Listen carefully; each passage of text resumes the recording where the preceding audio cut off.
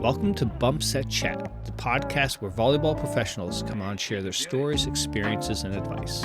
And today I am super excited from Team USA and from Long Beach. I have Dustin Watten. Welcome. Yeah, thanks for having me. No problem. Really appreciate you coming on and taking the time. And the way we start things off is we do a few random questions. So are you ready? Hit me. All right. What is your favorite movie? Zoolander. Ah, yes. And what is your favorite home-cooked meal? My dad does a great Christmas dinner. And what is the most interesting place you've ever played volleyball in? Probably Brazil. Okay, all right. Well, welcome to the pod, and we'll jump right into it. I think you had a road trip with Taylor last week or 2 weeks ago. How was that? It's good. Yeah, Taylor and I connect on a lot of different levels. I think going to the USA gym, we weren't necessarily a phenom, and so we've really had to work on our game away from the training center professionally. I think we've both taken a lot of responsibility on building a better version of ourselves, and then I think I guess the word would be esoterically. We're a little bit more aligned. We like to meditate, breath work, talk about life, and yeah, it's just really nice to catch up with them. I think we both had a unexpected fall. And so we've just been chatting a lot back and forth. And so it's just really nice to be there and be with him. And yeah, just really supporting a great friend of mine and being able to be there with him in person. Nice. Now, you just talked about breath work. You seem to be hearing more and more of that being brought into, into sports. How long have you been, doing that?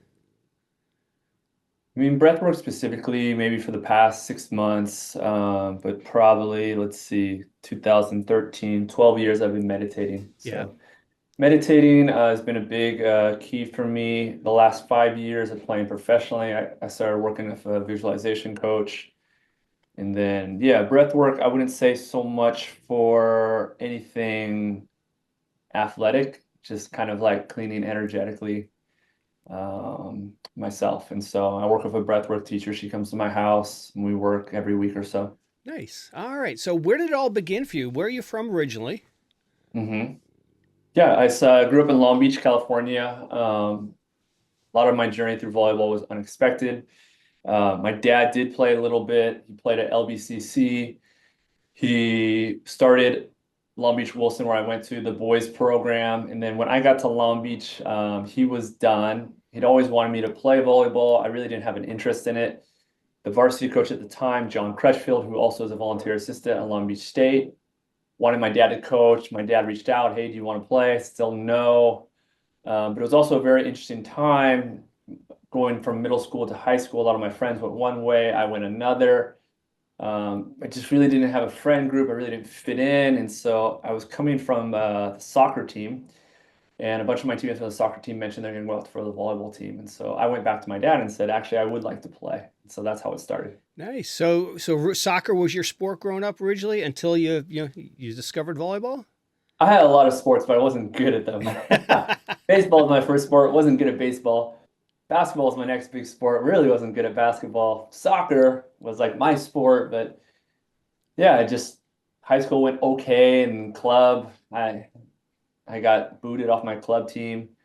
So around the same time, started playing volleyball. Yeah. And then volleyball was something that worked, or I always joke about it, but I'm honest, I'm really not that athletic of a person, like quickness, speed. When I was younger, I was small and skinny. So volleyball worked. It was just my eyes and my feet working together. And I had pretty good hand-eye coordination. Whenever I went to like a baseball camp, I would always win like the accuracy contest. And so, yeah, I started, and my first team, I went to nationals. My claim to fame, I actually tried to look it up to find it. Pretty sure my team got last place in the club division. So open club, I was on a 16s2 team, just like a local club that really was awful. And yeah, I mean, we got whooped pretty bad. I got humbled. Back then it was called Junior Olympics. I was like, wow, I'm going to the Junior Olympics. I'm so good. And yeah, I realized at the end of the tournament, two things. One, I really wasn't that good. Two, I really love the sport, and I was going to dedicate a lot of my time, all of my time, Yeah. to getting better at it. Nice.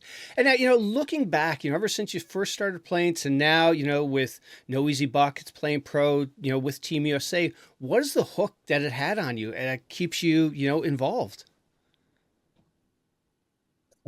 it's just a sport I can be good at. I just love sports. Yeah.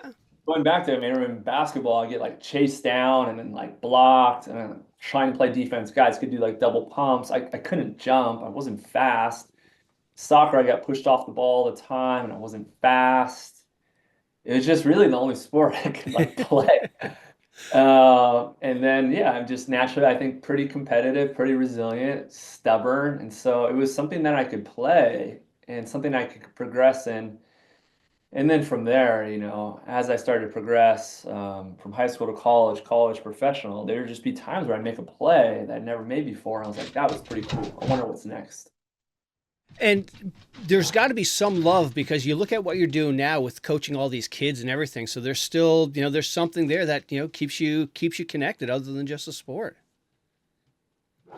I just know the feeling as a young athlete, and I would say even when I played in Brazil, feelings of anxiety, wanting to play the sport I love, but feeling like I'm letting others down, feeling like I'm doing exactly what the coach said and I can't get the desired results.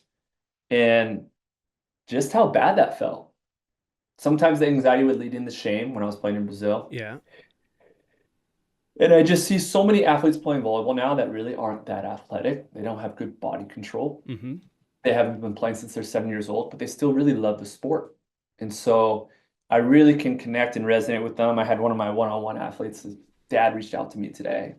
He started playing 2 years ago, was on the third team of the club. This year made the first team. Seems he might take over the libero position. And it's like top 3 team in the nation. And it's so cool. Not what I've done, but just what he's done and the autonomy that he's taken, the responsibility on and off the court, right? And I'm in a position where I can help a lot with awareness, the technical, the tactical, the emotional intelligence, helping them reframe difficult moments, taking a different perspective to failures. And the really beautiful thing about sport is it translates into life. Mm-hmm. So empowering younger athletes to not only take more responsibility and autonomy through sport, but it's building a foundation where in life and relationships with jobs, with studies, when they will experience a hard moment, discomfort, uncomfortable situation, they're going to have a toolbox where they can operate out and alchemize that pain or that sadness. Yeah. And that's where I love being in the sport. Nice. Excellent. And now, as a libero, what would you say the spirit animal of a libero is? So my visualization coach, we'd actually do something a little different. He would incorporate animals. And so I was like the bald eagle. So when we do it, it wouldn't be like, hey, you're confident, you're aggressive, because after you shank a couple balls, you can't really like fake it. But it'd be like, hey, we're going to embody the characteristics of a bald eagle. So, we talk about being present, confident, aggressive, patient, right? I think we really, being aggressive, talking, all this stuff is great. But I think the best liberos are the best because they have this equanimity. Not too high, not too low, just continuing to return to the breath, to be patient, to be confident. Because a lot of how the game works is it's outside of our control. Yep. How we get served, if we get served, if a ball is attacked to us, the ball hits the tape, we just need to come back to the breath over and over and over again. Because if we allow our external circumstance to dictate the confidence and presence that we're able to play with, very often we're going to be disappointed. Yeah, that's very true. And now, after high school, Long Beach was where you ended up. What was the recruiting process like for you? Were there other schools in the mix? Not really. Actually, the only coach that saw me was Spra. Yeah, so there's only, I think from my junior year at Nationals, Spra was the only coach that was writing me and recruiting me. And I remember I was playing in a game in the bronze medal, and I thought I played so bad, and I saw him watching, and I felt so embarrassed. So I spoke with him for a little bit. But I went to the Long Beach State camp. Alan spoke with my dad, and then after that, done. It was nothing against SPRA or UCI. And when I went to SPRA, I would have won a couple championships. I just grew up at Long Beach, and I watched Tazinski play, Paul Munoz. I went to the Pyramid every game. All I wanted to do was to be a Long Beach State 49er. I didn't even care if I played or not. I Yeah. just wanted to be a part of the team. It was so important for me to go play college, and I just had so much reverence for Long Beach State. Being from Long Beach, going to all the games, there's just no place I wanted to go. Nice. And now, during that first year, what were some of the challenging things? Because, going to, stepping into college, that level of play, the expectations of a D1 athlete. Also, you're coming off club where, you're the starter, you may be the alpha, and now you may have to accept different roles coming into college. Yeah, I think a lot of people don't know my story. I mean, I was one of three liberos brought in Long Beach. Oh, wow. The first open gym I did, I was big time imposter syndrome. I was like, I'm not good enough to be here. I'm a phony. I redshirted. My first full season at Long Beach playing was my fourth year. Oh, wow. Yeah, I'm not a Mason Briggs. Kellen too. I mean, Kellen starting, I work with some college athletes, just like patient, just continue to do the work. Yeah. Like, man, to play as a freshman is crazy. Actually, this year I think there's like 5 freshmen starting. So yeah, I mean, my fourth year in college, I was a starter. Yeah. I played like a couple games in my second and third year, but like 3 games. So it was my fourth year. And it was the same thing with USA. It was my 6th year where I first made the trip. So Yeah. it's just patient. I just, whatever was in front of me, I just really did the best I could. Yeah. And I learned from the other guys ahead of me, and just grab a towel, call lines, Yeah. be the best lines person you can be. Yeah. And that's a great attitude, to stick with it, to have that drive and be patient. It's a great skill set to have. And then, during your time there at Long Beach, what were some of the highlights, some of the memories that you look back on? Was it the locker room or, certain games, the relationships? Yeah, I mean, Long Beach is very different now. Back in the day, it was like it felt just guys that couldn't get into UC schools. Just a lot of like knuckleheads. Now it's, guys are turning down UCLA and Stanford to go into Long Beach State. It's a different atmosphere. But yeah, I mean, I think it's just the family that Alan created.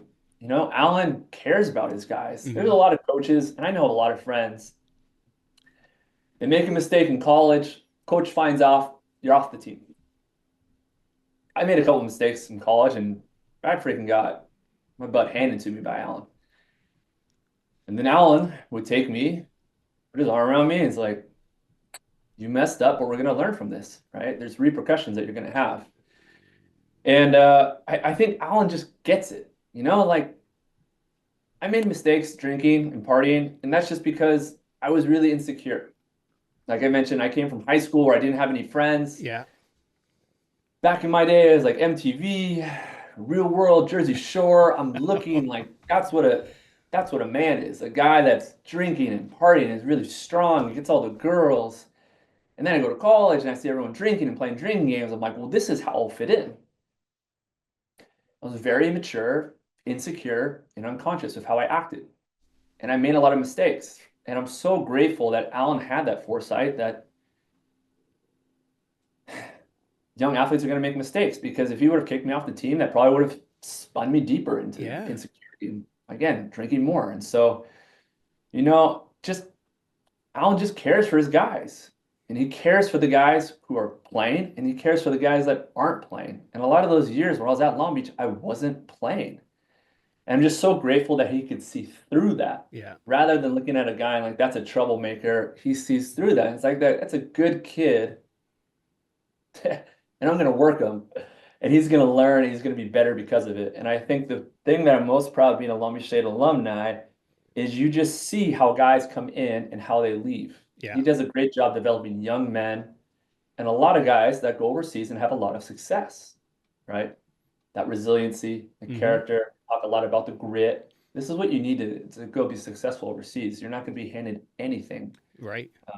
And so when I look back at Long Beach, it's just the the family. The alumni is very close, whether I went to school for them or not. And yeah, just I'm just very grateful for my time with Alan, his patience with me, Yeah. and a lot of what I do is from his inspiration, how he's able to make a huge impact on my life. Yeah. Being patient with young athletes, helping them through different perspectives, and just knowing that everyone's trying to do the best they can, what they have at that exact moment. Yeah. Excellent. Yeah, when Nick McRae was on, he talked a similar thing about just Nick surrounds himself with Long Beach guys because they're good people and just had so much good things to say about the people in, in that Long Beach family and Allen. It just seems like it's a, a great place to, transform from a young kid into a man. Yeah, I mean, there's a lot of great coaches coming out of Long Beach right now. Nick's one of them. McKay Smith, Amir Rodriguez, Tyler Hildebrand, and then Nick Amato, who just won the City College State Championship. And I think it's because a lot of these athletes, they came into Long Beach not as a highly touted recruit. They put in the work. They put in Yeah. the work. They're very intentional, very disciplined. And then again, sport is a very beautiful vehicle for life. And so the characteristics and qualities they're able to learn in the gold mine and the pyramid now transition into coaching as well. Yep. And then, after Long Beach, pro was your next step. But before we talk about pro, what was your when did you show up on the radar for Team USA? You talked about it took 6 years for you to, to get your first trip. Yeah, not really. Yeah, I mean, I was pretty fortunate when I left Long Beach. Alan left Long Beach. And he was like, yeah, I want to get in the gym. But he's like, just for the Pan Am, And I was like, trying to get in the gym. So yeah, I went to the gym. Isaac Newell pretty much had the spot for the Pan Am team. What I was told is I played so well that they were going to bring 2 liberos. And then in the finals of the Pan Am, Isaac wasn't playing that well. They put me in against Canada, and I was able to help out the team. The year after that, I think Isaac just wanted to do something else, so he was out. And then for the next 3 years with the national team, I was the third guy, and I didn't do anything. I just wiped the floor, called lines. It was Alfie and Rich ahead of me. There was no substitution between me and Alfie in practice, and I just waited until the Pan Ams. Get some reps, hopefully before practice, after practice. And then, yeah, when Speraw came in, and I don't blame him. The first conversation we had, it was like more or less like, you're cut. Oh.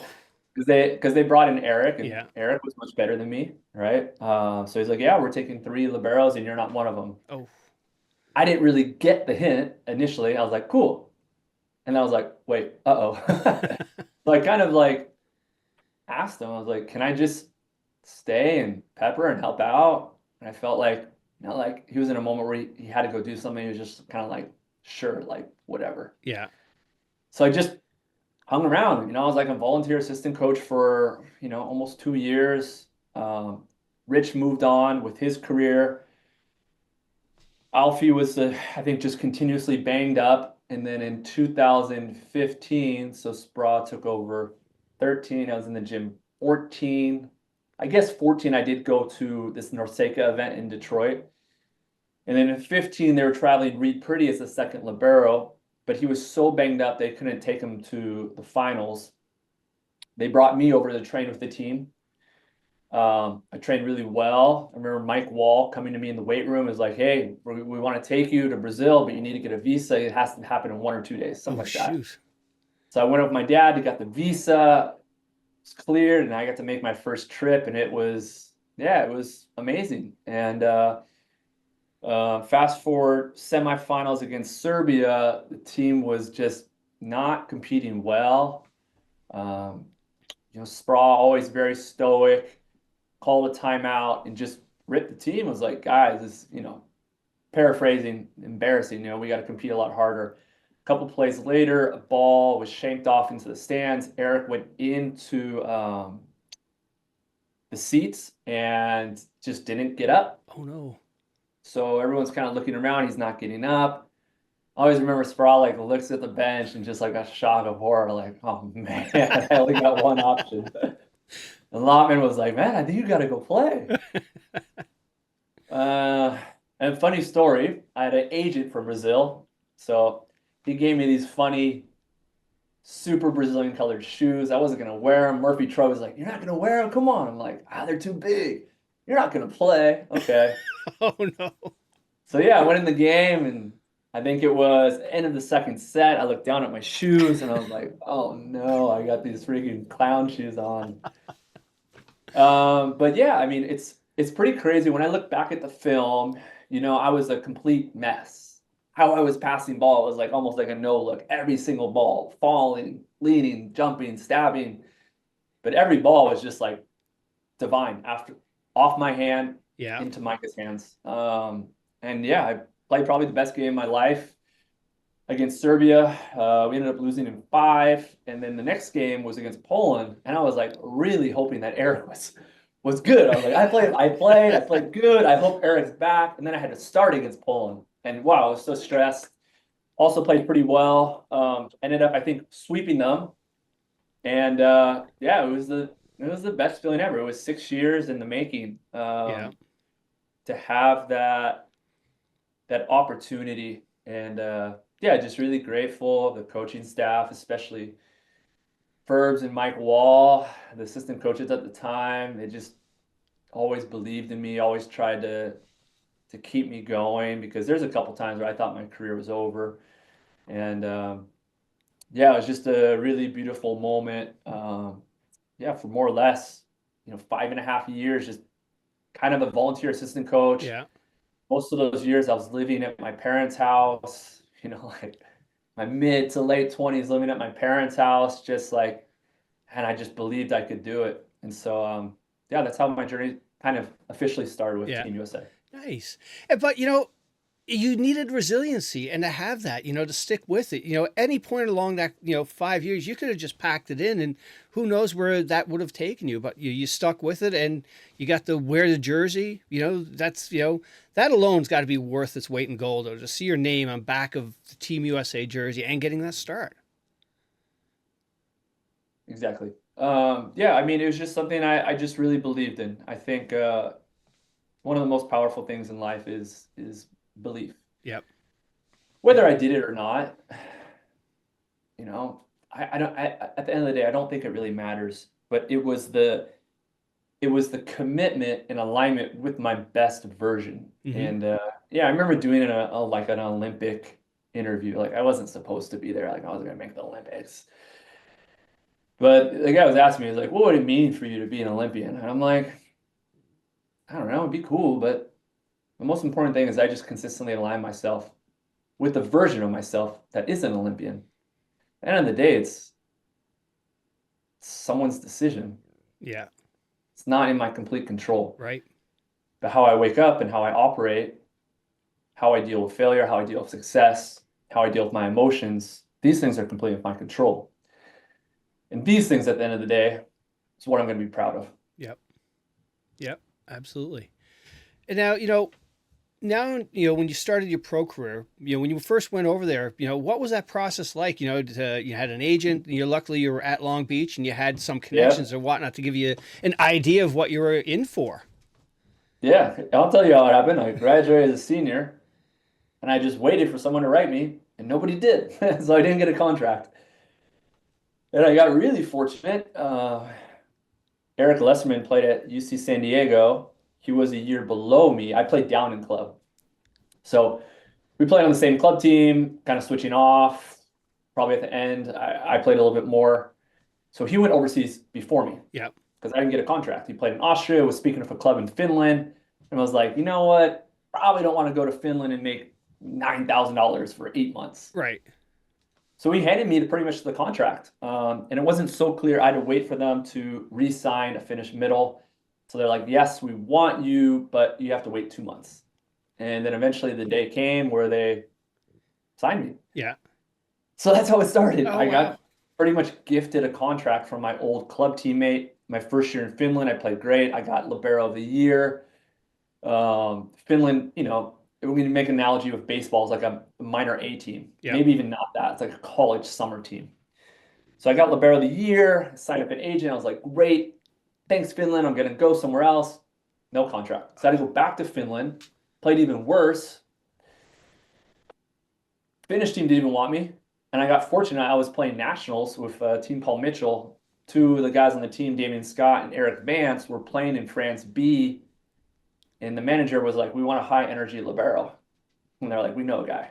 So my first two contracts were pretty much gifted to me. Yeah. Right. I got very lucky. And then going into France, I had hired an agent, a Finnish agent, Nisi Huttunen. Nice. And I've had Mike Marshman, and I think his first year was in Finland as well, I believe. And he was talking about it's dark so much of the year that it was tough that first year because you're different country. No one's most people speak English, but you're alone without family. It's not what you think of when you think of the pro athlete. It's not all rainbows and unicorns. No, it can be pretty depressing. I was fortunate though, because in life, things are kind of weird how it happens.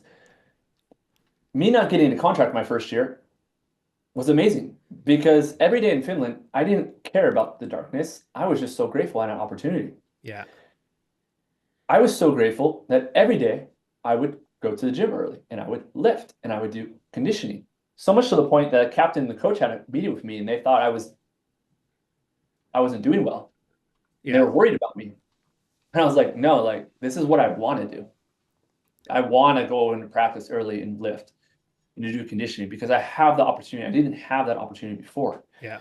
And so, yeah, I know a lot of guys that go to Finland and it's just the perspective. It's dark, it's cold, it's lonely. I have an opportunity. I have an opportunity to do what I love, to improve so much that potentially I could be on the national team. And so, yeah, I mean, I get that perspective, but I never aligned with it. Yeah. I had an opportunity to improve, to do what I love. Even in Poland, like at the end of my career, there were some days where I woke up and I was just like, oh gosh, man, I'm in freaking Poland. But leading up to that, I was just always building. I was just always playing catch up. I started playing pro. I was 24. Most Polish guys I compete against, they're playing pro when they're 18, 17, maybe even 16. And they're not playing in Finland. They're playing in the Plus League in Poland. So I was playing catch up and I loved it. I loved the time alone. Yeah. Because, again, for my first 6 years on the national team, I didn't do anything. I didn't compete. Yeah. I didn't start. I didn't even train. I would just play in the rinky-dink Norseka Pan Am tournament. That was it. So the guys I'm competing against for contracts, they're training, they're competing. So when I did get over the season, I had those 6, 7, 8 months. I was so dialed. Yeah. And I tried to use every moment outside of training to my benefit because I had to play catch up. I wasn't that good technically. Yeah. Quickness, athleticism wise, I'm not like a Luke Perry or a Zhenya. I don't move very well. And so I put a lot of energy and focus into my mind, emotionally, how I reflect, how I journal, how I eat, how I meditate. And so I loved having this darkness, this loneliness, right? You can feel lonely or you can feel alone. Alone is abundance. I have all this time. I have a blank canvas to do whatever I want throughout the day. And so I actually really relished in overseas life, so much so that it's kind of been hard being back home because same thing. I just put myself in my office and I just work. Yeah. My first year being back, I didn't do anything. Just worked all day. Yeah. But again, it's the choice. I love it. I love helping younger athletes to try and create content that really resonates with them, to empower them. So I don't know. I just think I'm a little different. I'm really good being by myself. Yeah. Well, it's a great mindset to have, to take it and, to look at it that way is like, this is my opportunity to make myself better, work at things. Obviously it's worked for you because, you moved on, you played multiple years in multiple countries too. Well, I had to. I mean, I'm making $10,000 a year. Yeah. I can't live in Southern California. No. I'm the third libero on the national team, which sounds good, but I'm never training, never traveling. And then when the new coaching staff came in, I was the fourth. Yeah. Sometimes fifth. And so I kind of had to survive, but also it was fun for me. I really enjoy this pursuit in improving oneself because there's no ceiling. Nope. And when I improve myself, I improve my relationships around me. Yep. Very true. And now, looking back on the pros, what advice would you have for, somebody who's going to go over there for the first time? College kids wrapping up and thinking about going to play pro. Any advice for them? Yeah, I speak with a lot of athletes. Initially we had a couple NIL athletes. It's just to take full responsibility. I was speaking with one athlete that I'm not close with. He left early. Why'd you leave? This, that, this. Yeah. So it's like people project how it should be. Overseas life is not how it is in America. Right. Don't get paid. Coach is a jerk. President's yelling. My apartment sucks. Yeah. So whatever, we can always find something to be a victim about. Mm-hmm. And then once we choose to align ourselves with a victim, people are going to agree with us because they just want to make us feel good. We have to take full responsibility. Yeah. That's it. Moment after moment, take full responsibility. And I'm not saying I'm always like this, there's times where I'm like, the setter, the coach, but it's going to feel good for a moment, but it doesn't help you short term. Mm-hmm. It doesn't help you long term. Just take full responsibility.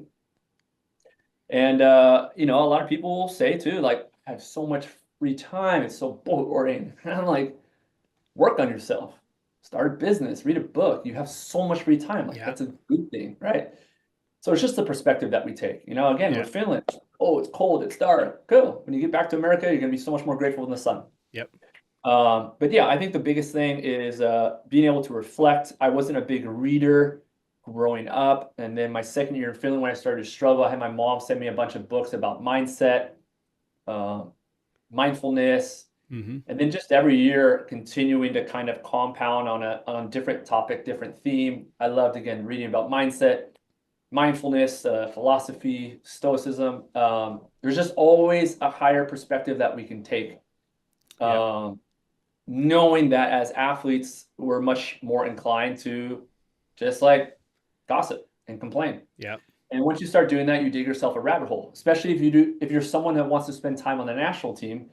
The coach for the national team doesn't care about how nice or how mean or how accepting or how technical your coach was, or if you got paid on time. They only care about your level when you get back. So you can play the victim, but it's not going to help you in alignment to you being your best version on and off the court. Yep. All right. And on your, looking at your pro career, what were some of the highlights for you? I mean, a lot of my highlights are in the moments where I really struggled. Yeah. I think that second year in Finland, when I started to struggle, I started to read. I started creating my task checker. Brazil, playing a Ficardinho was very difficult. One of the best setters in the world. Not the highest emotional intelligence and how to deal with teammates. Felt like crap every day. I personalized a lot of the stuff. I didn't really understand the Brazilian culture. I just thought they hated me. And I started meditating. A couple of years later, after that year where I was able to play, later I was part of the World Cup team that won gold.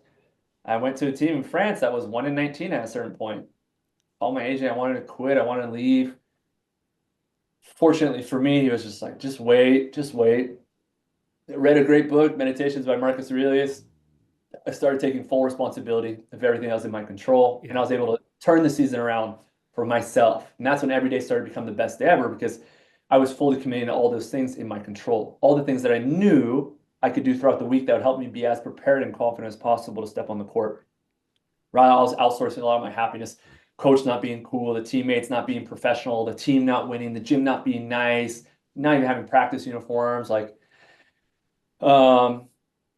But yeah, I would say overall, like actually being proud at the end of my career where I had 3 seasons where I was the second best receiver in Poland. First season, I think I was 7th. Second season, I was 22nd. Oh, wow. And then I went to Berlin. I got benched. I got one more chance in Poland, and that's when NOEZY Buckets started. So I just started to take a little bit more control, a lot more control. Why am I not good? Why was I 22nd? That's not good for a foreign libero. Yeah. I was the only foreign libero too. Oh, wow. So all those guys were local players passing better than me. And so just really taking complete responsibility over my game, chopping myself up, being curious, finding the themes, positive, negative in myself, and then just starting to study in a lot of other liberos across the globe and trying to find the consistent tendencies that I thought were making them great. Yeah. Nice. And you brought up a good point with, down in Brazil, you thought everybody, didn't like you and everything. That's something that, as an American, and going to different countries, whether it's Poland, Finland, going down to Brazil, they're just not the social cues, but just there's a different culture that you have to adjust to and be ready to adapt. It's very difficult, and I don't think a lot of athletes understand this. You can't project our culture onto others. Mm-hmm. When I was in Finland, it was like guys wouldn't call in or out. And I'm like, call in or out. They're just quiet. But in my perspective, I was objectively right. They're wrong. Yeah.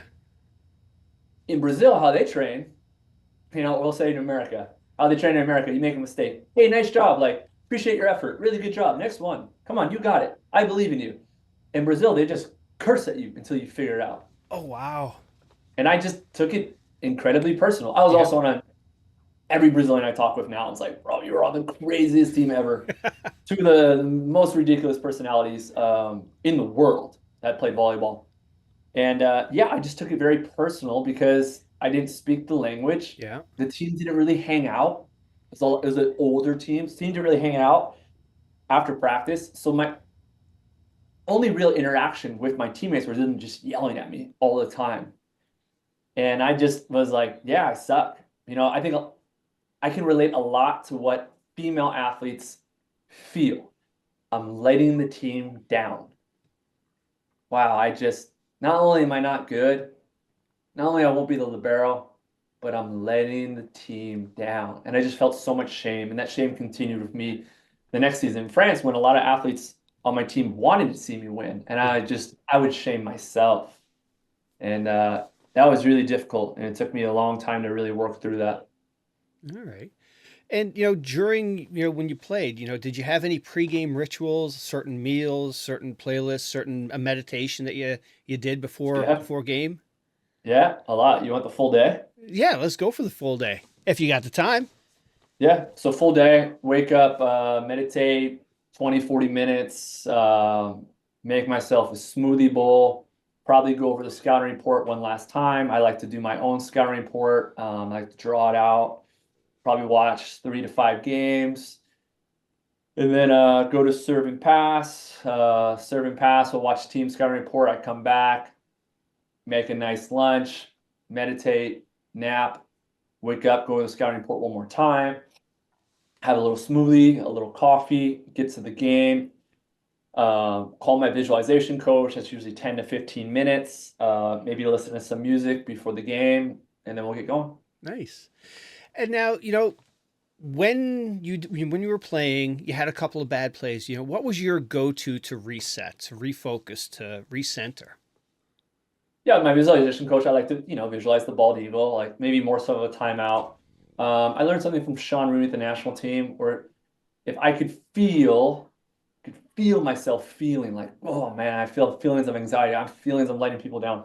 I'd go find the back line, find a crack on it, and just step on it. But then just big like AOB guy, awareness of breath, just like trying to come back to the breath. Focus here, focus out, focus here, focus out. Focusing on the sensation of the breath coming in my nostrils and out, and just putting more of my awareness there rather than, the mind, the inner child, whatever it may be, kind of pull me away. Yeah. And that was something I think for most of my career, at the end of my career, I think I was the best at. It's, again, I wasn't technically always the best player, but I was pretty good at getting to the next point. And throughout my career is very vague on how to get to the next point, but just the awareness of the breath. All right. Now, something I saw in one of your videos, I think you were doing like a day in the life of, a volleyball player. You had this checklist there with you probably had like 60 different things checklist. And do you still do that today? Have you live by the checklist? I thought about bringing it back. I think I actually might bring it back. I just got a printer. But yeah, I mean, that was an easy way to live with intention and to hold myself accountable on days where I didn't feel like it. Yeah. Right. So I started doing this my second year in Finland. It was just basic. I think it was like read, workout, stretch. And I was still playing like computer games. So I was like in between computer games, I did like push-ups or something. And yeah, I just at the end of the week, if I saw the sheet not filled out, I usually didn't play that well, or something happened in the game. I didn't really have this belief or confidence. But if I had it all highlighted and I usually played well, or if things were going well, I'm like, no, I prepared well. I got this, So that first year I started 4 things, and then probably at the end of my career, there was like 24, 25 things. And so anywhere from nutrition, habits, recovery, mindfulness, and then I would track my sleep. A lot of things to do with sleep overseas. So I just would kind of play games with myself. Yeah. Blue light, meals, how much I ate, using this acupuncture mat, meditation, stretching before bed, and just trying to figure out how I could gain my sleeping using the Oura Ring. Yeah. Very cool. And one thing about that checklist I just thought of is like when you finish that week and you look at your checklist, you feel like I've accomplished stuff. It's another way of, positivity. It's like reaffirming, hey, I did good. I didn't waste my week away. I mean, again, at the end of the week, pretty much overseas, you're living for this game, and then you win, everyone's happy. You lose, people aren't happy. Yeah. Right? Beginning of the season, everyone's happy. So much abundance, optimism, and you start losing, it gets nasty, right? And so, again, taking complete responsibility, because it's very easy to complain. Yeah. Coach isn't doing this. I should be playing more. This should be happening. Take complete control on things you have. And it's so important to reflect, what do I need to do throughout the day that will help me be as prepared and confident when I step on the court, right? So as I mentioned, that list grew from 4 to 24 things, right? My best version scaled over time. And so I just really liked it because I'd put it on the wall and I'd be like, I had two bad weeks in a row. And I look at the wall and I'm like, oh yeah, like I haven't been doing the things I said I should be doing. Well, whose fault is that? Right. It's mine. Yeah. I have the choice to do it or not to do it. Very often overseas, it's just like, I don't want to do it. I just want to watch TV, want to play video games. Okay, but there's also a version of myself that says, I want to play on the national team and I want to play at the highest level professionally. Do these things actually align with that? No. It doesn't mean I can't do it, but what's most important, right? Same thing for me, as I mentioned, in college, I drank a lot. Maybe 1 or 2 years on the national team, I drank a little bit or a lot. And then I realized, I'm like, what do I want? Because drinking and partying does not align with me showing up on Monday and being great. Yeah. And so just slowly stop drinking, slowly stop partying, because it didn't align with a version of myself that I wanted to create. Yeah. Excellent. Dude, this is so much good stuff. I really appreciate you sharing this. This is excellent. And now, the other thing I wanted to talk to you about is, your approach to diet and nutrition with, being a vegan. I was vegan. Oh, okay. All right. Yeah. So I was vegan. Again, it was just me trying to find different edges. I knew going plant-based, if there wasn't anyone else going plant-based. So if there was an edge to be found, I'm going to grab it. Yeah. So I just read a book called Finding Ultra, Rich Roll. It just was really inspiring. I'm like, I'll try it. I went to France, which is not very vegan friendly. No. At least it wasn't, 15 years ago. Yeah. Let's try it. That's all I was. There's only so much time on the court every single day. Right. There's a lot of time off the court. And so just being very curious of different edges I can get. Meditation, visualization, diet, philosophy, journaling, studying video, thinking about the concepts, thinking about principles, studying other players, right? I was just always very curious to find different edges because I just wasn't that good. People always like, oh, come on, you're good. Anyone that saw me play high school, I don't think they would have thought I would have started for Long Beach. Anyone that saw me play in college probably didn't think I'd be a professional. And I'm not saying this like a conspiracy. I just wasn't that talented. But what I see a lot of guys that get on the national team is they're just really good when they fail. They're just very resilient. And then you find a player like that who's also talented, like a Micah, a Max, a Matt. Working with all these kids you're seeing playing in club, are you seeing something that club is doing, or you wish club would focus on more with their passing or with being a libero? It's coaching in theory. Hold the platform, get behind the ball, pass the ball in front of you. These things are just in theory. They don't really work. And like, I say it with compassion because I was talking to a dad the other day. I was like, he's very complimentary of me. I was talking about her coach and how it's not good. I'm like, yeah, I spent my whole life just thinking about passing. 20 years, 14 years as a pro, probably like 7 years, like deep, every day thinking about it. Yeah. But I'm not thinking about blocking. I'm not thinking about attacking. I'm not thinking about serving. I'm not thinking about setter quick relationship, block defense. I'm not thinking about how to recruit kids. I'm not thinking how to run a practice, how to schedule it. A coach has way too much responsibility. Yeah. And then their assistant coach is probably like a 19-year-old or a 20-year-old from college Who may not even know volleyball to begin with. So yeah, I mean, coaches have a lot on their plate. But you know what? From an athlete's perspective, especially one who's a little late to the game, not so athletic, technically strong, or you're a parent of said athlete, you want someone that can break things down that actually makes sense. Yeah. Right. So that's where I come in, where I use myself a lot as examples. Moving all these steps, I'm fumbling around, I'm falling, and I'm like, what's going on? I can't believe like I can't pass it well. I don't know who said it. There was like a left is right, right is wrong. And so I'd always be like, left is good, left, left. I take things so literal. Everything left is good. But if I get here and the ball floats a little bit more, I can't. But in my mind, I'm like, left is right, right is wrong. Right? So just breaking down things, especially for female athletes, because they're very literal, like kind of like myself too. They want to be very literal. Mm-hmm. With the goal of helping them take more autonomy. Or when they make a mistake, when they fail, they're like, I know what happened. For most of my career as a pro, I make a mistake and I'm like, I have no idea. I tried my best and I shanked it. I guess I'm just not good today. Yeah. So, yeah, I think more specific technical training. I think if there's something I would like to change in club, and I'm assuming it's going to come. I think Sproul is probably going to do a lot of great things with the youth volleyball. We need to adapt the European style, 2-on-2 initially. They just catch the ball, they throw it, they catch the ball, and they set, spike, and then they actually play volleyball. Yeah. Court widens 3-on-3, court widens 4-on-4, court widens 6-on-6. To have 12-year-olds play on an adult side court is just silly. Yeah. They don't have footwork. Their hand-eye coordination isn't there yet. They're so small. It's just ace and ace and ace and just people clapping. They're not getting better. You look at France and how they're dominating. It's because everyone can play volleyball. Yeah.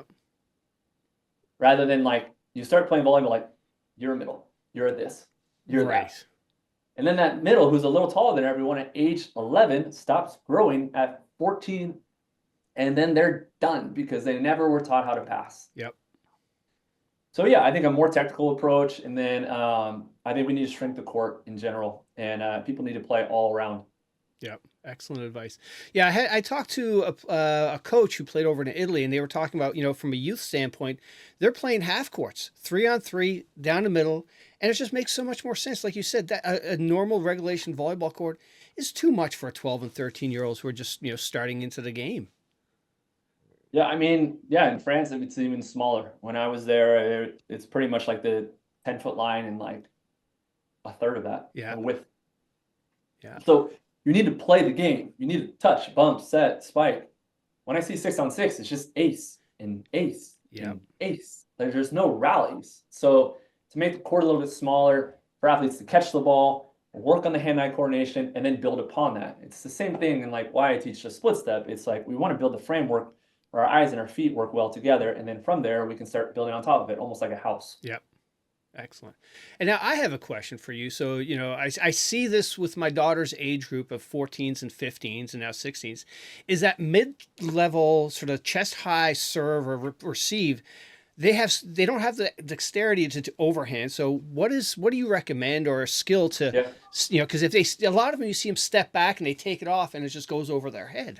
Yeah. I mean, this is the, you know, a big reason why I don't like midline. And when I define midline, it's 1 or 2 elbows in front of your body. So the ball's here and my range is about here. Yeah. And that ball's here. I don't know what to do. Do I do it with my hands? Well, we can increase our range if we pass the ball outside of our body. I call it the pocket, right? Yeah. So both elbows are going to be outside. We choose a side. So choose a side first. How I want to contact the ball is like a tennis player, right? It's going to be in between both feet. So let's say if I choose on my left side, my left foot, if it's high, I'm going to open up back. If it's in front of me, I'm going to go forward. But both ways, the left foot is back. Yeah. So just like a tennis player, my elbow is free, right? Right? And from that, I have more range. Mm-hmm. I can go all the way up here, right? Midline, I'm just stuck here. Yep. So with that said, I want to be very specific. I like my athletes as much as I can to contact the ball between the shoulders and the hips. But if the ball goes a little bit higher, I can still go back and get it because I have this freedom. And it's very important because I need a pathway. This is just my perception. I need a pathway for my elbows because if a ball floats, I can't go to this intended line. The line has changed. So if that happens, I have to go back. But if my body is behind me, that's when I get jammed. Right. So if my elbows are free, I can go back and meet that new line. And then if I'm like, shoulders are away, I just shape and finish. Yep. But I need a pathway. Space isn't enough. And not only can I go back and get the ball, but I can go up and I can go down because I have all of this range, just like a tennis player. Poof, poof, poof. You don't see tennis players playing in front of your body because if you see the line wrong, you're stuck. Yep. So we have all this space here.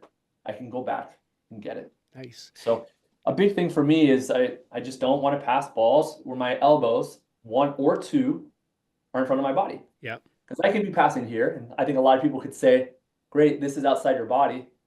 But if my feet are balanced, this elbow is going to get caught. So I need to open it up. Yeah. It's through. Nice. Where the ball is on my body will dictate where my back foot is. Yeah. And then the other thing I've seen, you know, over the many videos I've seen you know, on my Instagram is the scoop. I love what you're doing with the scoop shots, the scooping and, you know, digging balls that way. I think it's such an out of the box concept when you think of the old school, you know, passing is like, it was so frowned upon, but now you really got so much control when you do that. Yeah. I mean, it's, I like using the analogy. It's like you're a under 12s team, right? Ball set tight. Setter goes with 2 hands, can't reach it, and the ball hits the net and stays on your side, right? And the coach is furious. Why? The athlete went with 2 hands. Well, you go with 1 hand, you have more range. Yeah. Right? And so scooping is kind of the end result. The vehicle, the concept that is really important is movement of independent arms, right? If you watch any athlete, whether it's defense or passing, this was something that really helped me in passing as well. Everyone just goes, and then goes outside. In passing and defense, the biggest principle is time. We can't control how much time we have, but we want to be very efficient with how we use that time. The ball's to my right side, and the first move I make, I go away from the ball and then go out. I'm not really using that time efficiently. Nope. The other thing that happens is when we move from a center position and we go outside of our body, we don't move like this. We move like this. So now my hips and my shoulders are facing a position where I don't want the ball to go. Right? So we really compound in a bad way our ability to actually dig this ball. And so scooping is the end realization of like, I just don't have enough time. Boop. Right? As much as I can, I want to go get it with 2 hands. But it's just really important that I don't go in the middle. If I can connect on a shoulder or on a knee, great. Now we're actually conscious, right? And I'll do this drill for a lot of my athletes. where they'll see the ball and they'll go here. They go here. Do a tennis ball off the wall. We can have them turn, open up their eyes, and then just being able to move with independent arms is very, very important because as much as we can, shoulders and hips towards the target is where the ball is going to be. Yeah. We can add a second layer of meeting and shaping it, but now it's 2 layers. As much as we can, we want to make things simple that can be efficient. Yeah. Excellent. So scooping at the end of the day, I think is great. Not every athlete is going to need it, but having their arms move independently is very important, and we can train and do this at every age. Yep. Excellent advice. And the other thing I wanted to just get your take on is the split step. You bringing the split step to so many kids, I think it's such a great way to prepare and just get your muscles ready to react. Yeah, I mean, it's something where I'm not the inventor of the split step. People have been doing it for a very long time. You see it in baseball for years. Brazil with Sergio. Sergio was doing it since 2004. It's just weird. It's just weird for me. We don't train it. Yep. First thing you do in tennis, train the split step. Because if you can't get to the ball, you can't hit the ball. I don't think a lot of people talk about this, but if you are leaning, reaching, diving to a float serve, and if it floats last second, you're done. Yep. It's game over. So I would say the biggest ROI is to be in a balanced position right before contact. So when the ball floats, you can make 1 last second move. But if you're leaning and lunging, you have no move. You are shot committed. Yep. Right? So what I saw in myself, first off in jump serve, and this was like my 10th year, maybe 9th year playing overseas, is I would split. I wasn't doing this on purpose. I wasn't doing this consciously, but I would split, get super wide. And then when I was in area 1, I would jump into the court and get super wide. So my second year in Poland, guys were ripping me apart. They're smart. They can see this. Oh, he's jumping inside every time. Whether it's conscious or not, they can see that I'm jumping inside, so they started cutting me. Yeah. I was just like, every time I'm like, oh my gosh, they're serving the line. And I look at the video, and the ball's like 5 feet off the line. Why does it feel so far from me? Why am I jumping inside the court? So that was the first thing, just trying to figure out an approach where I could go straight up and straight down. Yeah. And I realized it's not really possible. You pretty much just always widen. In practice, you can do it when you have all of your focus and awareness up and down, but then in a game, you're tracking the ball and you're feeling everything, you just widen. So finally, I started taking a one step narrow, and splitting. And I was like, oh, it took me like a year and a half to realize it, right? Because I just want to be in the best posture to respond to any ball, right? And then for float serves, and a lot of people don't know this, they're not in the Libero Academy, they don't watch the videos. That's okay. Not everyone has to be in there, but I can't really explain this in like a 1-minute reel. Yep. Without like using college athletes as bad examples. Like I don't want to use college athletes as bad examples. I do have some video of myself, right? But what I started to see was this, because I would just stand still. Float serve is easy. Okay, jump serve, I'll split step. But float serve is easy. It's so much slower. I'm going to see the ball and I'm going to move. And I would see this, right? Because I like to watch all of my bad passes. Yep. At the end of the year, I'd have my data volley coach make a montage, all of my bad passes. What is a common theme? What's a consistency that's not helping me?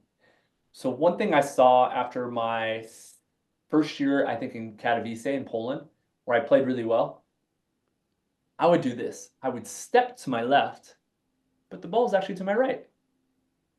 And then I'd have to step back and then step. And then I was off balance. Right. I wouldn't have time for that 4th step. And I'm looking at this and I'm like, what am I doing? I'm not trying, what? Why am I stepping there? So I call it an assumption step. And I found 4 assumptions, right? 1, we're in area 1 and we just step in the left side of the court. Watch any libero. They'll just step left. Right? 2, it's maybe for girls volleyball, you're in area 6, you have DS to your right, you got your big passer to the left, big hitter to the left. You're just going to step towards them. That's the target, right? Yep. 3rd one, it doesn't matter who's passing with you, but that server just went on a 4-point run and they're hitting every ball to 5. So you're going to step to 5. And the last one is just like a scouting report. Like I used myself for one of these videos where it's just like a guy who hits the three seam 95% of the time. And I stepped to that three seam, but he actually hit it to the worst passer, right? So why are we doing this? It's an assumption. The subconscious mind is taking over. Yep. They're in the driver's seat, right? Past instances, this is what we can expect.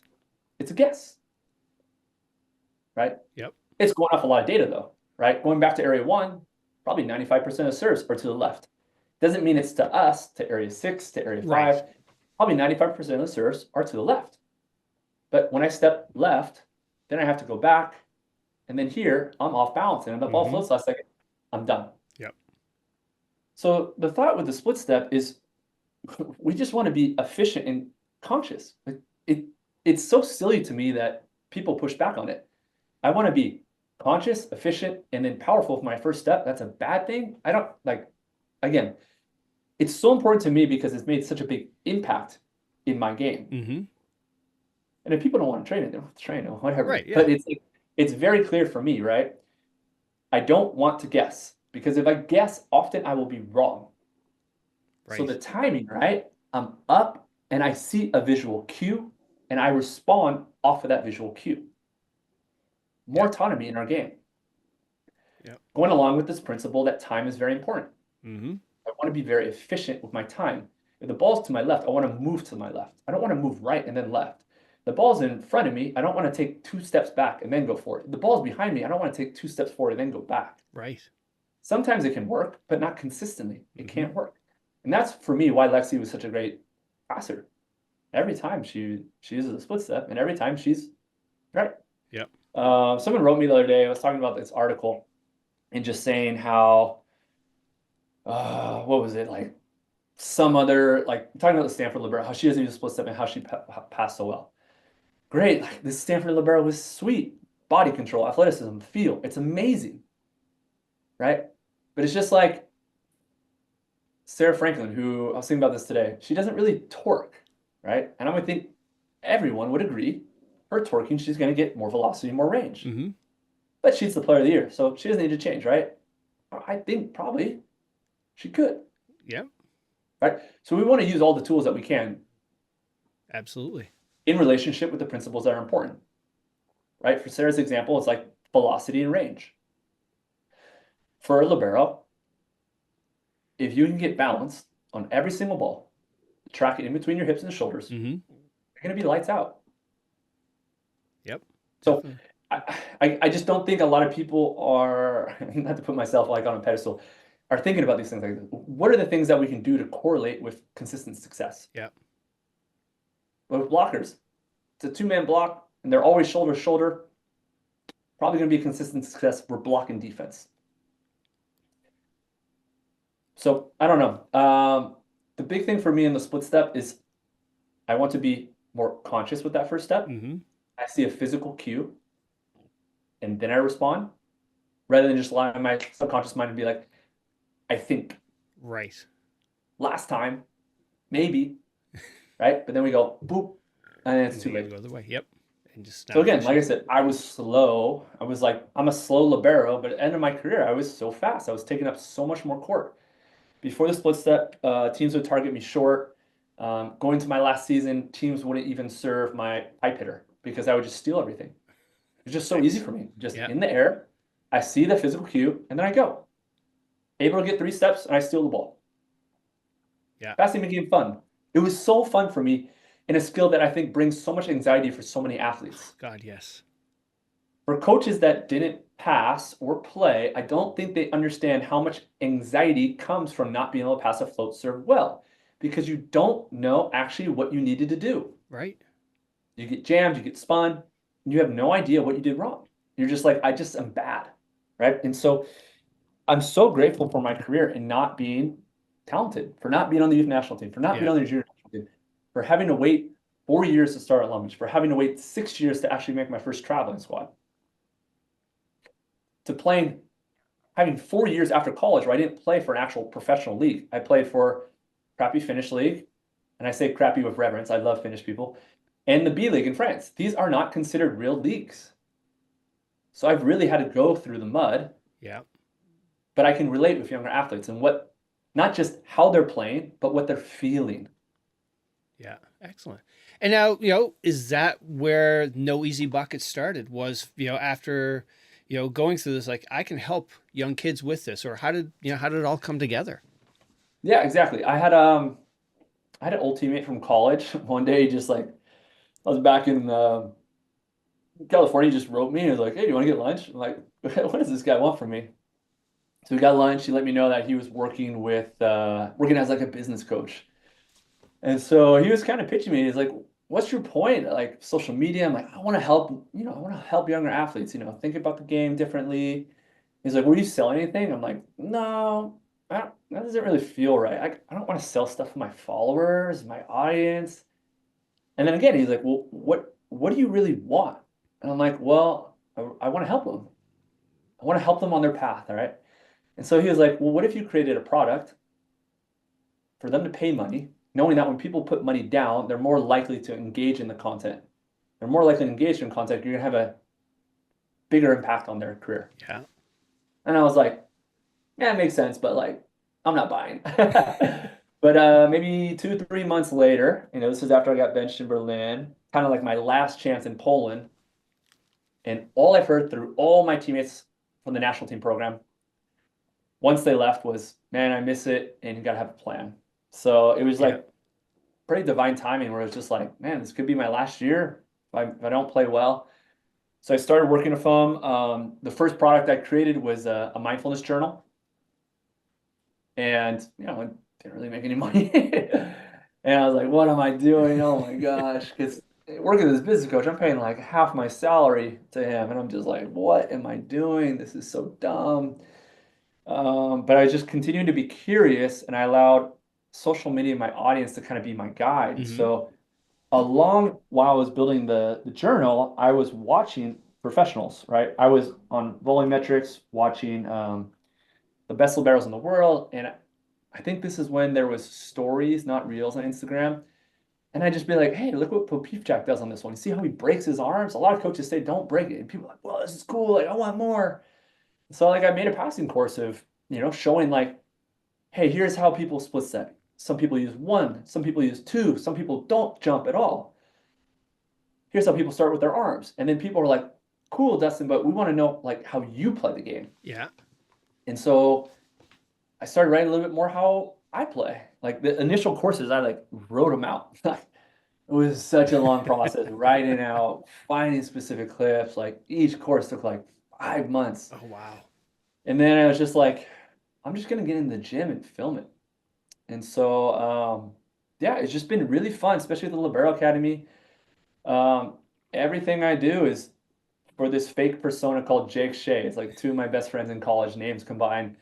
And it's just a version of myself, 14 years old. Loves the sport, just got into it, not super athletic, wants to play in college. It's just not that good. It's on a twos team and wants to be better.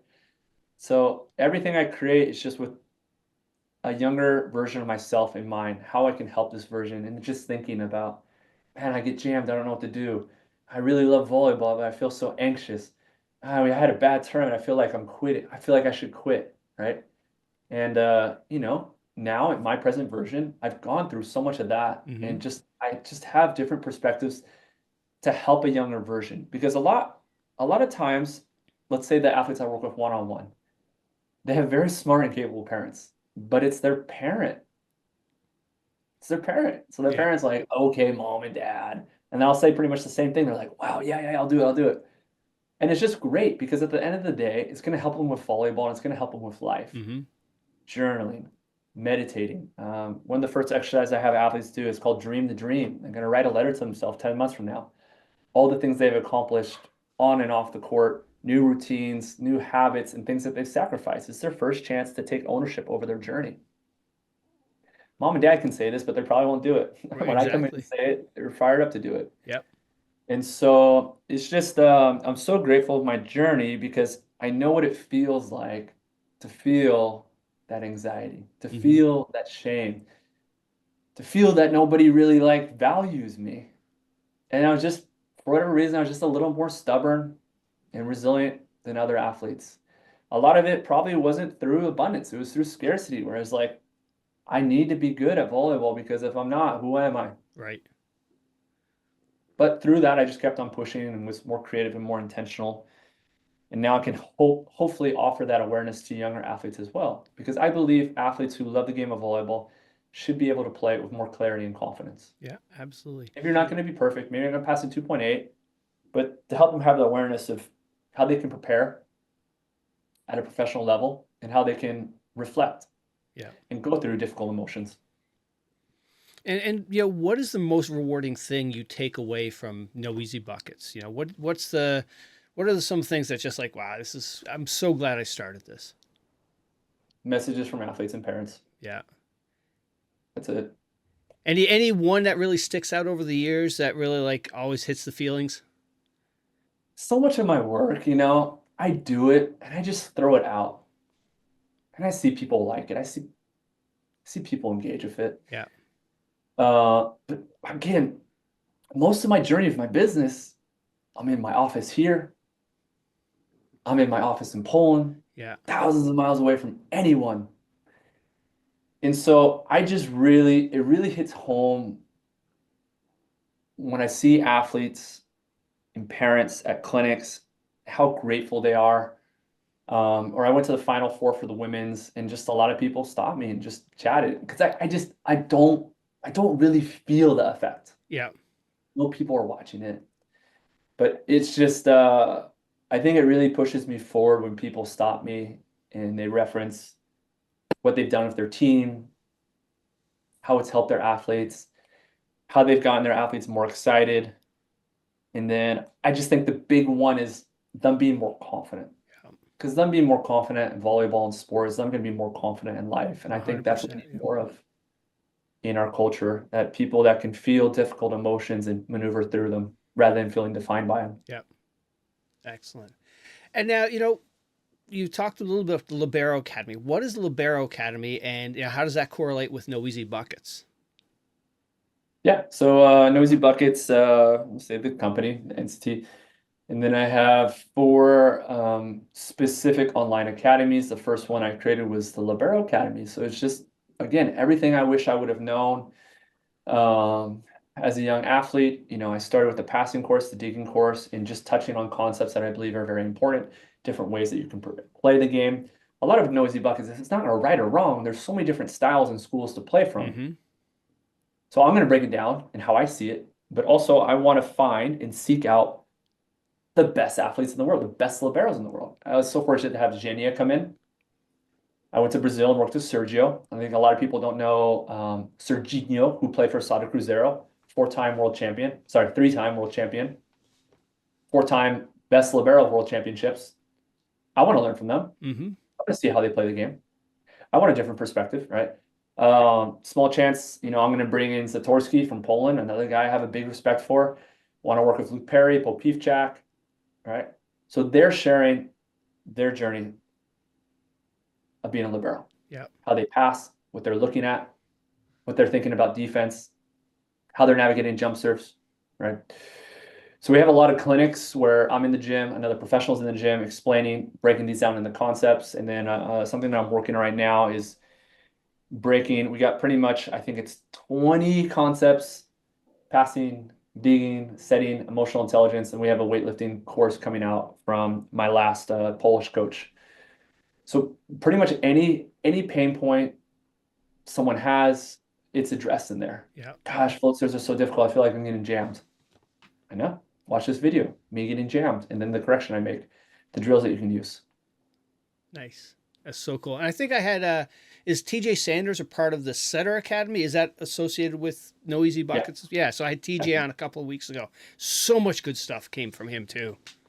Yep. Yeah. I mean, there's a lot of great athletes that I have involved with the brand, but it's more important for me to have great people who are also great athletes. And like TJ's story resonates because he was just kind of a smaller, I think this is his words, not mine, smaller, like chubbier setter, right? So he really had to be efficient, intentional, mindful, resilient.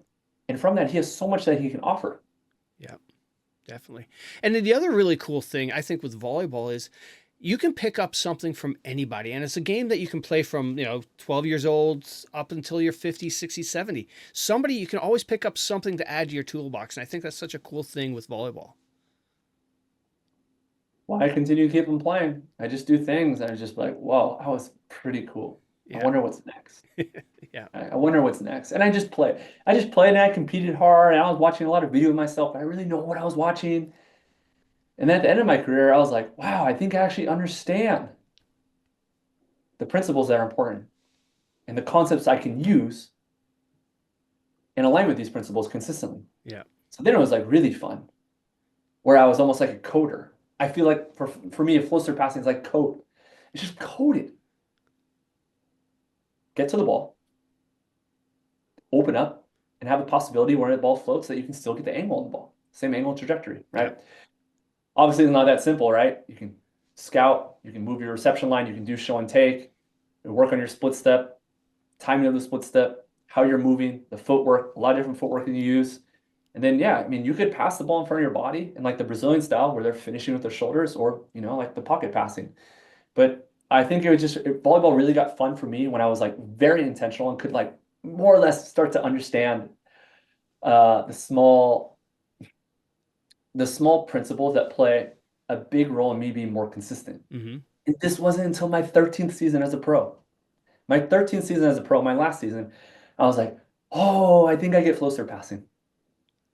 And that's why I'm so passionate what I do. Yeah. Right. I would hope there's a lot of athletes that figure it out a lot faster than me, but probably not. And so I just want to help them. Like if they really love the game, they really love competing, they really want to like put everything they can into volleyball.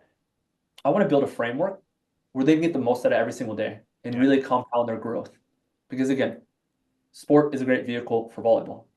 Being disciplined, having intention, having purpose, being able to reflect and take that pain, alchemize it into growth through volleyball is going to help them in life as well. Yep, absolutely. And now, with NOEZ y Buckets, do you take it on the road or people are coming to you out there in California? Yeah, I mean, I don't know, it was the first 2 summers, the first 3 summers, pretty much I just go anywhere. Yeah. Anyone that wanted me, I'm coming in, let's do it. And it's just, I think there's a certain element of just white knuckling to start the business. Yeah. And I did it. And I just killed myself. Like emotionally, like I wasn't meditating a lot. My body didn't feel good. I was always eating out. Now I got a puppy. And I just really want to make sure I'm taking care of myself first. Yeah. In such a beautiful position. I have a lot of clubs reach out. They want to bring me in. It's beautiful. I'm so grateful that people trust in my ability to help their coaches and their athletes. Yeah. But yeah, I mean, starting in 2024, I just had it where it's like, hey, if you work with us online, because we do have club partnerships, if you work with us online throughout the year, I'll come in and travel to you. Outside of that, I'm not traveling. Yeah. And so, I'll go to Ohio for the Final Four. Some people ask for a clinic. I'm there. Why not? So cool. It's sold out. Excellent. Did another one on Saturday. That's about to sell out as well. So I am a sucker. Like if I do travel somewhere, I want to go out of my way because if you don't live in California, it's going to cost a lot more money. The travel, it's difficult. Yeah. So I really want to be able to help all these other versions of Jake Shea across the nation. Yeah. But outside of just me being in the area, I'm not really traveling. I do a lot of group clinics in California. Mm-hmm. Probably 50%, if not more, of the athletes that work with me are from different states. Yeah. All right. So I got a fun question for you now. So I had Eric Shoji on a while ago, and him and Taylor had this thing, what's the toughest position in volleyball? So, and I will say I've only had one person say it was the libero, and that was Mason. So, Dustin. Definitely not libero. What is the toughest position in volleyball? I'd probably say middle or center. Yeah. I mean, all of them are pretty unique. I mean, if the opposite, if you're not killing the ball, what are you doing? Yep. You have one job. Yeah. Center has to navigate everyone. I think the middle, it's pretty tough. I mean, you're not getting set. You're always getting tooled. Yeah. You're not getting huge contracts. So I don't know. I don't think the libero is that big of a deal. Probably middle. All right. Middle is just like, I'll say the middle is the one I don't want to play. You're just all you do is just trying to block, and the best middles are ones that just like they're like scientists, like Yeah. David Smith, like scientists, like engineers, just always like curious, like oh, I can do this, I can do a little here. But I would say middle probably the hardest, probably the one I don't want to play. All right. And away from volleyball, when you have some downtime, what are some of the things you enjoy? Reading we know is one of them, and meditating. I don't do much. I'm trying to change that. Like let's say tomorrow, I have a little cold plunge and sauna in my garage, and so on weekends that I am home, I have like a nice group of people that come over. We'll do sauna, cold plunge, coffee, and it's just a nice vibe. So Nice. it's actually something I've been trying to work on lately, is being a little bit more, I don't know how you say, being a little bit more social. Yep. I'm pretty good. I got a puppy. I work out in the morning. I meditate. I read. I'm pretty Nice. happy. Excellent. Good to Cook for hear, man. myself. So I think going forward, probably getting more into nature, Yeah. going hiking a little bit more. I can't say where. Probably I'll go to a couple different countries this year and train some of their youth national team programs. Nice. I really like this being able to combine traveling with training, Mm-hmm. not so much inside the US, but outside. Yeah. I don't know how that works, but yeah, I think that's been something that has been a little difficult in my transition. My transition, I think, with my job, national team to business owner, I put 4 years into working on that transition and building the bridge. But actually, like how I want to live my life, that was a discussion I had with my business coach. He's like, what do you want to do in the business? Because in the past, I've done everything. Create the websites, create the blog, Yeah. create the newsletter, do the social media, do all the editing, and slowly outsourcing that has been great. But it's like, okay, well, what do I want to do? What do I make volleyball videos? What do I want to do? Yeah, I want to probably be in nature a little bit more, hike a little bit more, spend time with my dog. And then I think one thing I would really like to do is train more elite athletes. I'm really grateful to be able to work with 13 and 14-year-olds, right? Especially those that aren't so athletic, because I get to get very specific in how I train. Yeah. Where I'm like, initially I was like, open up. And they're like, Right. falling over like, okay, no, not like that. So I was like, huh, okay, let's open up like a door. Yeah. And then still like the ball's here. Okay, we're gonna open up like the door, but the back foot needs to be right below the foot. Now the ball's here, back foot right below. I'm like, oh, now I can see even the very unathletic liberos are able to feel a little bit more confident, Yeah. balanced. We can see consistent results. Yeah. So I've really enjoyed working with younger athletes, but I want to work more with college and professional athletes Okay. Very cool. because like who else can help them? That's Who true. else? Like, no, really. It's like some of the athletes I work with, they're like, oh, you can move the reception line? And I'm like, yeah, duh. But it's like, duh for me. Right. In college, I didn't do it. As a pro for my first 5 years, I didn't do it. But playing 13 years as a professional libero, you have to think about the game a lot. Yeah. Volleyball, all it is just who's in the advantage, who's in the disadvantage. And if you're in the disadvantage, what can you do to get yourself back in the advantage? You got a big server, and he can blast, but only line, so you're going to shift. Mm-hmm. Got a float server, but very easy tendency to pick off. You can do show and take. But a lot of athletes, they don't get this because they're just at a very basic level. Right. They're still super athletic who play for a Power 4 college, but they don't have this awareness because they just haven't played the game that much. Yeah. And again, going back to coaching, your coach played middle blocker. Cool. Yeah. What's he going to do for you from a passing standpoint? Yeah. And then again, it's another thing where it's like a lot of parents come to me like, can you train my daughter? She's a middle. And I'm like, no, I can help her, sure.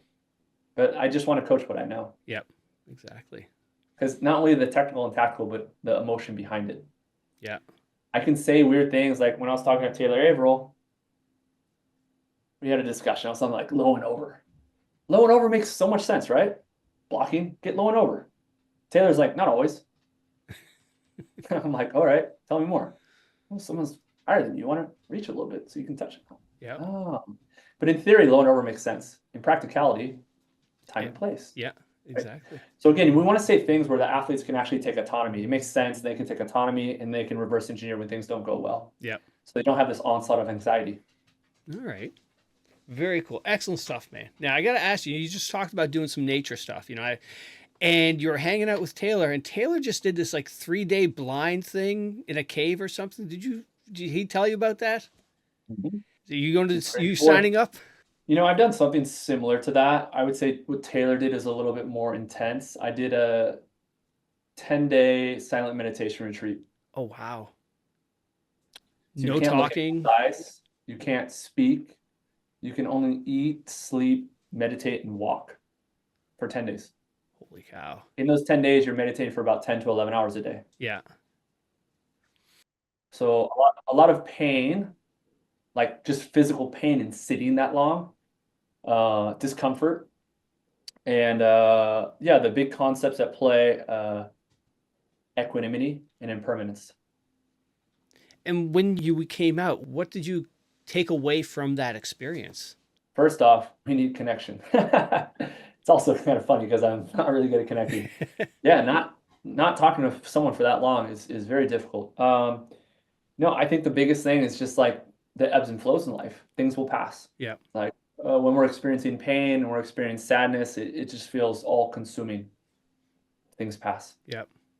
Right. The pain that I felt in sitting, so intense. Trying to sit for an hour, for 8, 10 hours a day. Oh my So much pain. And then eventually the bell goes off and you can move on with your life. Yeah. So again, the equanimity, not going too high, not getting too low. Mm-hmm. When I say not getting too high, not getting too low, it's because of external circumstances. Could be something as simple as like music. Yeah. Oh, I love this song. Yeah, yeah. And then it's a song that you don't like, and you're like, now I'm not having a good time. I want to go home. Interesting, right? Something outside of you, no control over, now makes you in a bad mood. Right. A lot to do with volleyball, right? And then, yeah, I think also the impermanence, right? This too will pass. Yeah. I went through like a pretty tough fall. It's like pretty sad. Just like feeling it, feeling it, feeling it, feeling it, feeling sad. I didn't let these emotions pass through. Once I Yeah. started letting it pass through, I started to feel a lot lighter. Yeah. And I started kind of alchemizing it. I started alchemizing the pain, right? Going a little deeper, I think, Yeah. everything is energy. Everything is energy. We complicate things. We get sick. We get physically hurt is when we store energy. We store these difficult impressions. We repress it. We suppress it. We deny it. This is where we build trauma. We do it ourselves. We're almost like our own Really worst enemies clear. sometimes. Really being clear. It's like this sadness, this pain. Okay, sure. But it's at the end of the day, it's energy. It's energy that I can't alchemize. I can also suppress it and make me sick. Very minimum, I can let it go through me. So yeah, I think one of the best things athletes can do is to meditate, to have deeper awareness, to be the watcher, the dweller. These thoughts, they're not us. Yeah. People, how they act, how they speak, we don't have control. Yep. We project a lot of our pain onto others when the pain is inside of us. We're the source. Yeah, that's true. Excellent, man. All right. Well, hey, Dustin, I really appreciate you doing this. But before I let you go, like with past guests, I look for you to recommend somebody in your volleyball circle to come on and share their journey. Who'd you have? Taylor already? I haven't had Taylor yet. Not Taylor. All right. I may have to get you to twist his arm or something and, get his take on life. Taylor's great. If not, you should chat with Nico Sherzin. All right. He grew up in the French volleyball culture, so he grew up in the small court. Nice.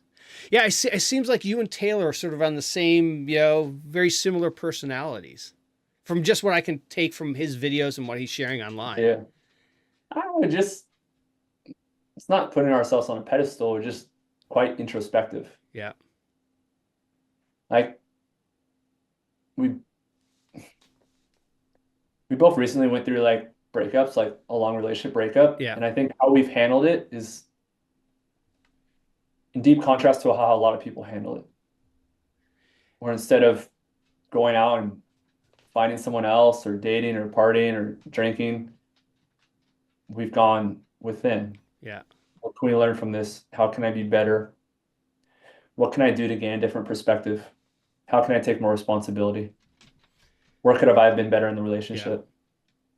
Right. So I just think we're a little different. There's some other guys on the national team like that as well. But yeah, I think we're just really curious about this whole game of life and what our part in is it and how we can be better and again how we can transmute and alchemize difficult situations and be our best version. I think for both of us, one of the big themes is how can we love ourselves more Yeah. unconditionally? Because we can gain a lot of love, of worth, and validity from things outside of us, but these things are fleeting. Yeah. And then when they're gone, like when this patch falls off, and there we are, hurt little boys. Yeah.